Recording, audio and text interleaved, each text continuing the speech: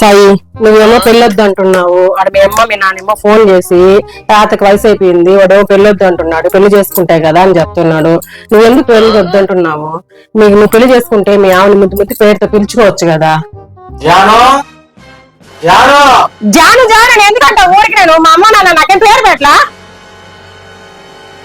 ఏం చెప్తున్నానా? అదే అత్తమ్మ పిల్లి.